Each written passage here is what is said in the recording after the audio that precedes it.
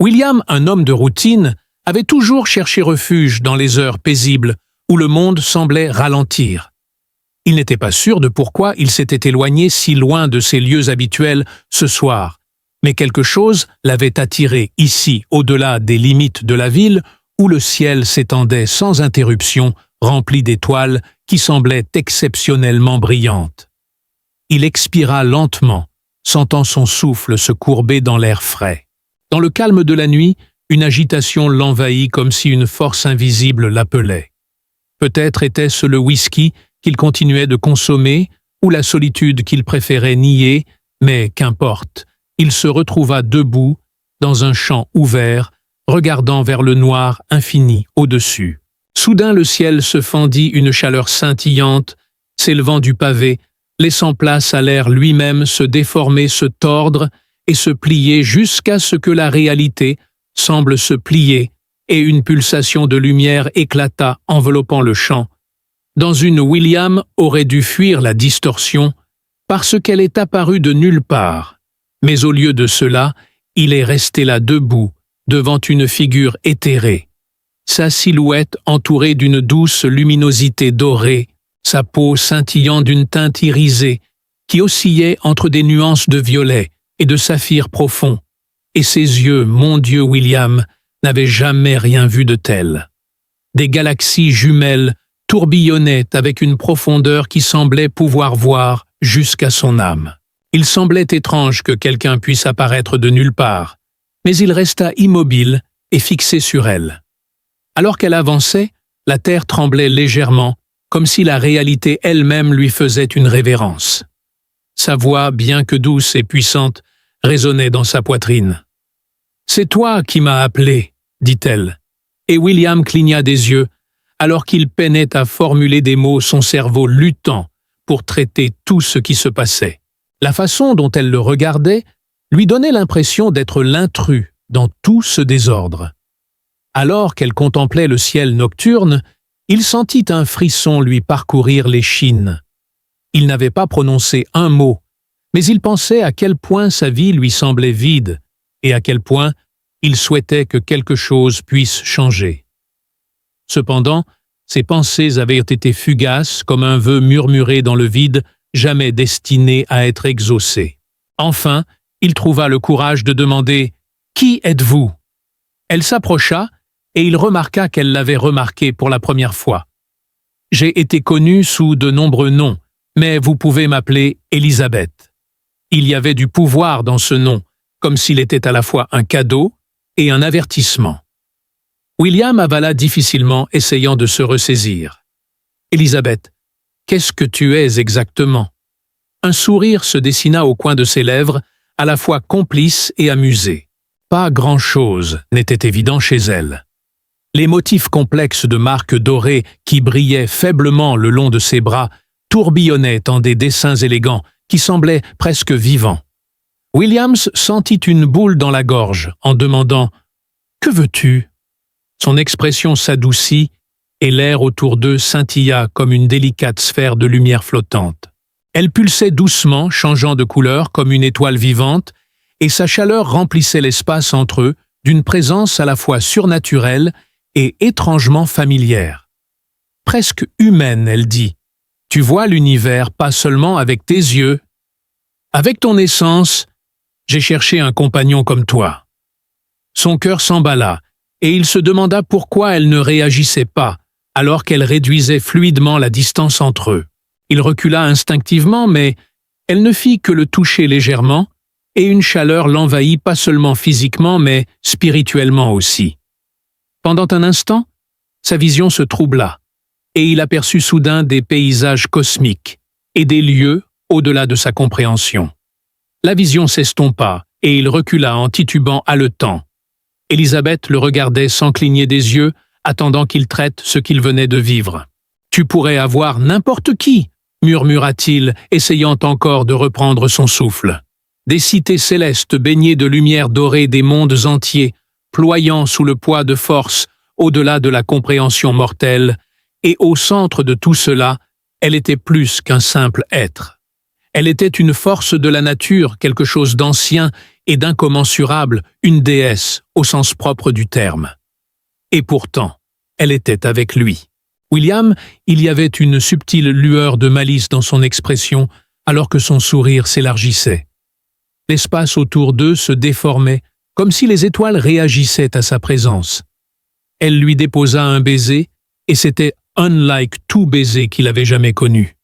C'était comme si l'univers l'avait embrassé, l'engloutissant dans un tourbillon de sensations, comme le feu, la poussière d'étoiles, la gravité et la pesanteur.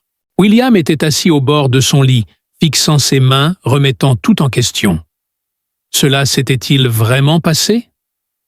Le lendemain matin, il se réveilla seul dans le champ, avec seulement la chaleur persistante de son toucher et l'écho de son nom sur ses lèvres. Il savait que sa vie ne serait plus jamais la même.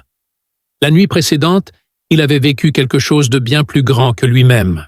Il avait oublié le monde qu'il connaissait pendant une nuit et appartenait à quelque chose au-delà de la compréhension humaine. Avait-il vraiment rencontré une déesse extraterrestre? Avait-il vraiment passé la nuit avec elle? Son corps se sentait différent, chargé d'une énergie qu'il ne pouvait pas vraiment décrire. Il y avait une chaleur résiduelle qui ne s'estompait pas chaque fois qu'il fermait les yeux. Des éclairs d'Élisabeth remplissaient son esprit avec sa peau lumineuse et ses yeux comme des galaxies jumelles. Il se souvenait comment l'air s'était courbé autour d'elle de leur baiser et comment le champ où ils s'étaient rencontrés était vide. Après être resté debout pendant près d'une heure, espérant qu'elle réapparaîtrait dans un éclat de lumière cosmique, William essaya de se convaincre que c'était une hallucination bizarre, le résultat de l'épuisement, ou peut-être d'un désir subconscient de quelque chose de plus grand que sa réalité banale. Il s'enfonça dans la routine et fit de son mieux pour ignorer son absence. Finalement, les semaines se sont transformées en mois, et il n'arrivait toujours pas à se débarrasser du sentiment qu'il manquait quelque chose. Il a fait de son mieux pour chasser cette nuit de son esprit, mais c'était toujours difficile. De temps en temps, il voyait un scintillement dans l'air ou entendait un murmure qui ressemblait trop à sa voix. La nuit, il rêvait de lieux où il n'était jamais allé auparavant, avec des étoiles qui brillaient trop intensément et des paysages qui semblaient à la fois incroyablement vastes et étrangement familiers. Puis, le matin après sa disparition, une marque, un léger motif doré, était apparu sur sa poitrine. Au début, elle était presque invisible, mais maintenant, c'était un rappel constant qu'elle n'était jamais vraiment partie. N'était au début qu'un jeu de lumière. Mais avec le temps, les motifs tourbillonnants devenaient de plus en plus visibles et pulsaient faiblement chaque fois qu'il pensait à elle. Il a tout essayé. Frotter l'avait même consulté un médecin pour s'en débarrasser. Mais aucun test ne pouvait le détecter, et aucun traitement ne pouvait l'effacer. Maintenant, c'était une partie intégrante de lui. Il continuait à se dire qu'elle ne reviendrait pas, que quoi qu'il se soit passé entre eux, c'était un incident isolé qu'il n'avait pas à poursuivre. Cependant, une nuit fatidique, alors que la pluie tambourinait, tout a changé. William, qui venait de terminer son dîner et sirotait un verre de whisky à moitié vide, était irrité car il ne s'attendait pas à ce que quelqu'un soit dans son appartement paisible. Il posa son verre et se dirigea vers la porte, où il fut stupéfait par ce qu'il vit. Élisabeth se tenait dehors, sa présence aussi éthérée et lumineuse que la nuit où il l'avait rencontrée pour la première fois. Et cette fois, elle n'était pas seule. Alors que William déverrouillait prudemment et ouvrait lentement la porte, il sentit un battement dans sa poitrine. Il voulait dire quelque chose, mais les mots lui échappèrent alors que l'enfant, pas plus de 5 ans, s'avançait. Le garçon avait les cheveux foncés qui bouclaient légèrement aux extrémités, et ce qui faisait vraiment frissonner William, ce n'était ni son visage, ni ses cheveux, mais ses yeux. Il n'y avait pas de doute. Les yeux de l'enfant étaient de la même teinte brun foncé que ceux qu'il avait vus dans le miroir. L'esprit de William s'emballa alors qu'il murmura « Non, ce n'est pas possible ». Élisabeth croisa son regard, son expression était indéchiffrable. Sa gorge était sèche, et il peinait à former une pensée cohérente. Son monde entier venait de basculer en un instant. Elle expira doucement, s'agenouillant à côté du garçon et posant une main douce sur son épaule. « D'où je viens, le temps passe différemment », dit-elle, ces mots teintés de surprise. Les yeux d'Élisabeth se détendirent, alors qu'elle regardait l'enfant, puis se tournèrent de nouveau vers William. William fut submergé par une vague d'émotions, y compris le choc, l'incrédulité, la peur et la réalisation qu'on lui disait qu'il ne pouvait pas être père. Il passa une main dans ses cheveux et rit amèrement, mais il n'y avait aucun moyen qu'il puisse l'être. Le garçon le regarda avec une expression calme et expectante, et le regard d'Élisabeth s'adoucit en réalisant la pression de ces mots qui étouffaient sa vie. L'estomac de William se tordit alors qu'Élisabeth hocha la tête, expliquant qu'il est de deux mondes, il porte à la fois ta force et ton humanité, ainsi que mon pouvoir, et que cela le rend précieux.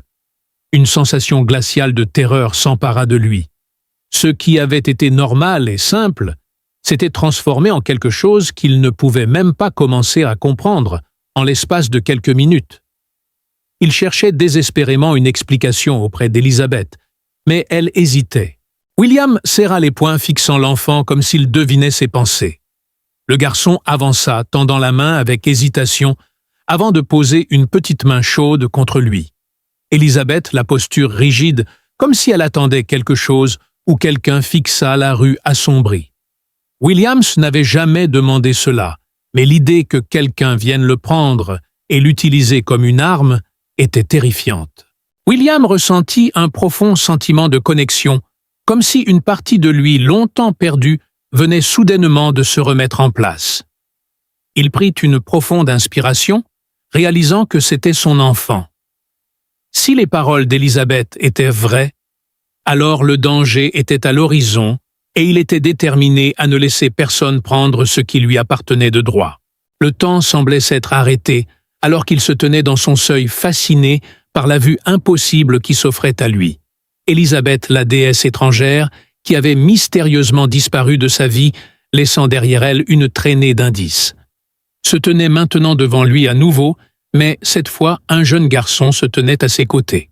Le garçon ressemblait étrangement à William, à cet âge mâchoire bien dessinée, nez légèrement arrondi et lèvres pressées ensemble, de cette manière incertaine que William faisait souvent lorsqu'il était plongé dans ses pensées. Les traits du garçon étaient une étrange combinaison de la beauté éthérée d'Élisabeth et de quelque chose de bien plus ancré et humain. William sentit son souffle se bloquer dans sa gorge, en plongeant son regard dans les yeux du garçon. Le regard intense et inébranlable de l'enfant l'étudiait avec une telle intensité qu'il fit frissonner William. Le corps de William se figea et son esprit le supplia de parler, de demander des réponses et de défier la réalité elle-même. Au lieu de cela, il resta là, engourdi, et la tension entre eux était lourde et suffocante. William finit par rassembler son courage pour parler, émettant un croassement à travers une gorge sèche en s'adressant à Élisabeth. Waouh! L'expression d'Élisabeth était complètement illisible. Ses marques dorées pulsaient doucement, comme si elles étaient en phase avec un rythme invisible. Elle posa doucement une main sur l'épaule du garçon et demanda « Est-ce votre fils ?» William recula en titubant sa prise sur le cadre de la porte, se resserrant alors qu'il essayait de se stabiliser. « Non », murmura-t-il, secouant la tête d'incrédulité. « Ce n'est pas possible », rit-il. Élisabeth resta immobile et l'esprit de William était en proie à une multitude de questions. Pourquoi? William détourna son attention vers Élisabeth, qui était visiblement troublée par la rage et la panique bouillonnante en elle. Tu as disparu sans laisser de traces, tu as abandonné toute explication, et maintenant, des années plus tard, tu es revenu avec un enfant et je suis censé l'accepter comme le mien, murmura Élisabeth, comme si elle avait anticipé que le temps ne fonctionnerait pas de la même manière pour elle que pour William.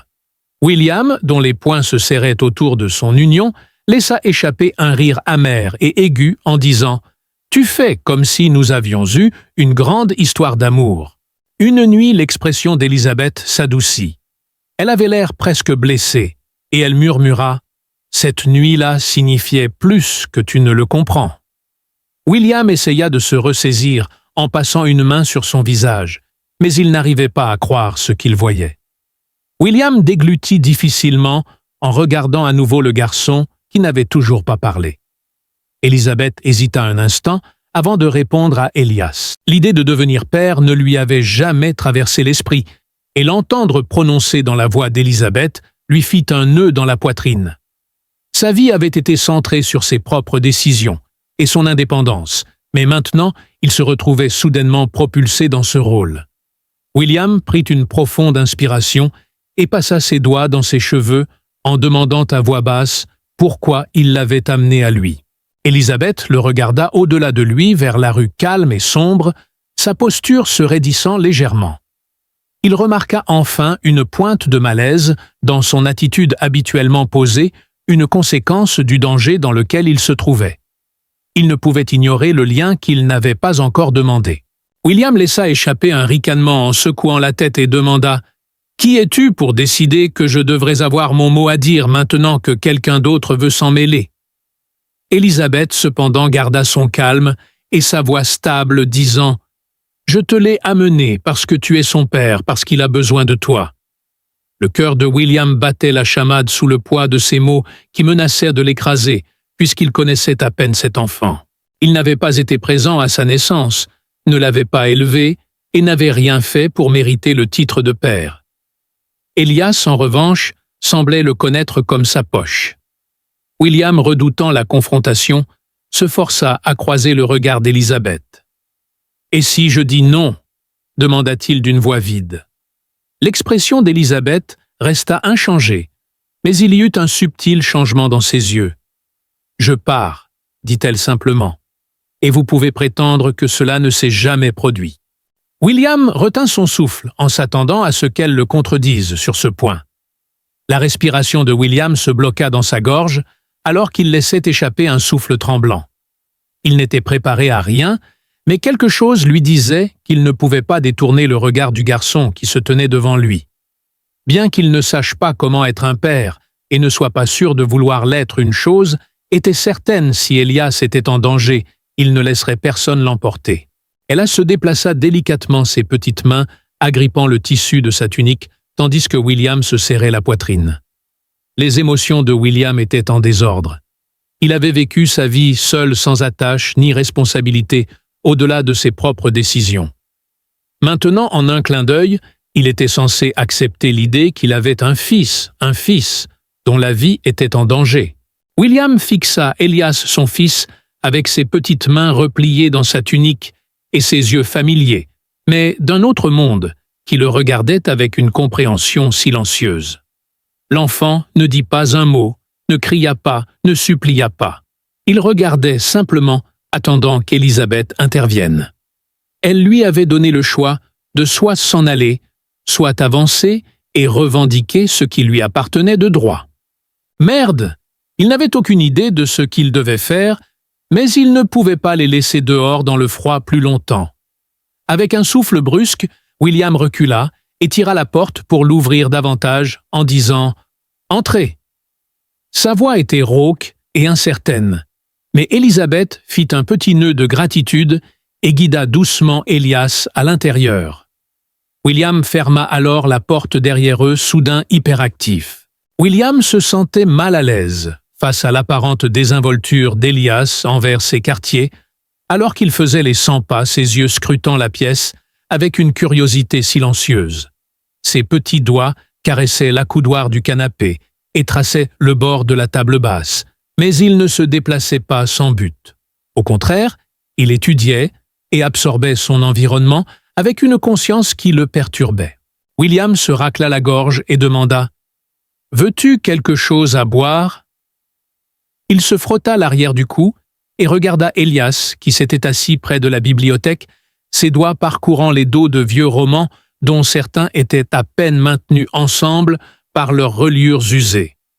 Finalement, il s'arrêta devant une copie usée de « Stars, My Destination », et William déglutit difficilement en la tendant à Élisabeth, dont les lèvres se courbèrent légèrement avec amusement. « Aimes-tu lire » demanda-t-il.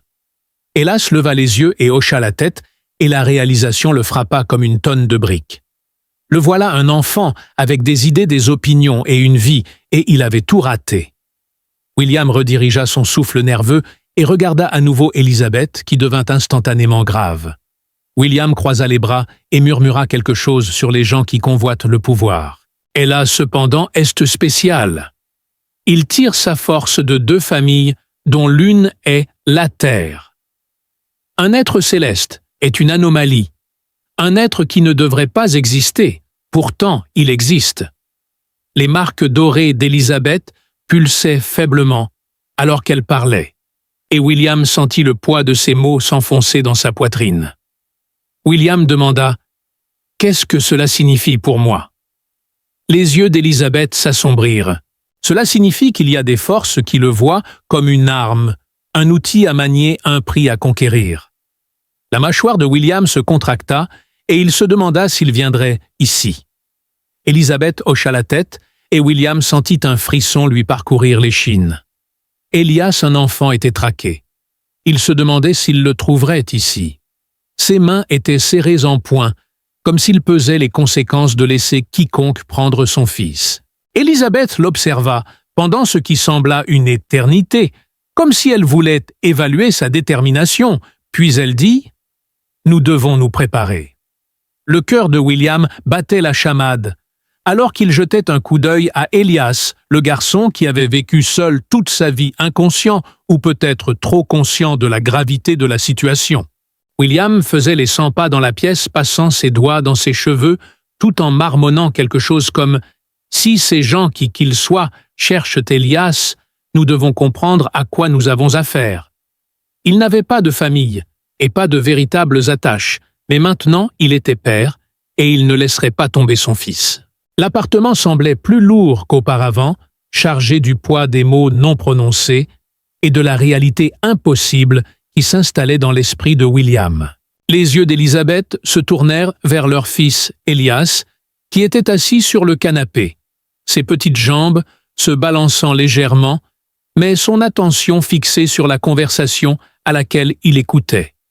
William fronça les sourcils, et Élisabeth le regarda avec une intensité silencieuse, ses marques dorées se déplaçant subtilement comme une lumière liquide sous sa peau. Il était poursuivi par une faction connue sous le nom de l'Ordre souverain qui croit en la suprématie des êtres nés célestes sur tous les autres. Après qu'Élisabeth ait poursuivi la fusion des pouvoirs humains et célestes, l'estomac de William se tordit. On lui avait dit que son fils était une anomalie cosmique, un être assez puissant pour être utilisé comme une arme ou éliminé complètement. Élisabeth inclina la tête en signe d'accord et le silence entre eux s'étira.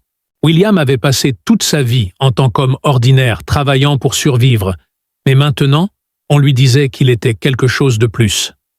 Devenir père était une tâche redoutable, surtout pour un enfant portant la lignée divine. William avait du mal à contrôler ses émotions en inspirant par le nez, mais une chose était certaine, personne ne pourrait jamais lui prendre son fils. William se tourna vers Elias, se demandant à son sujet. Elias cligna des yeux en le regardant, son expression composée. Et enfin, pour la première fois depuis, Williams prit une profonde inspiration, alors qu'Elias parlait sa voix douce, mais dissimulée par une sagesse au-delà de ses années. Alors qu'il continuait, « Je vois des choses. » Il se déplaça légèrement dans ses petites mains, serrant le livre fermement. « J'entends des choses. Je ressens des choses, et parfois, quand je tends la main vers quelque chose, cela vient à moi, » continua-t-il. William fronça les sourcils. « Que veux-tu dire ?» Le regard d'Élisabeth s'adoucit, et elle parla doucement. Elias hésita, puis leva sa petite main vers le livre sur les genoux de William. Rien ne se passa, mais ensuite, le livre trembla un peu. Un doux bourdonnement résonna dans l'air comme s'il s'agissait des échos lointains d'une vibration cosmique. Soudain, le livre commença à flotter, provoquant un arrêt de souffle chez Williams et un vacillement de sa perception de la réalité. Il n'y avait ni fils, ni astuces impliquées. Cela se produisait simplement.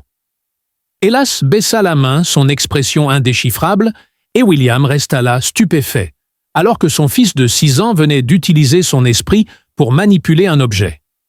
Son cœur battait la chamade d'excitation. William se frotta le visage et murmura quelque chose à propos d'avoir un fils dont il n'avait pas connaissance et de pouvoirs divins qu'il ne découvrait que maintenant.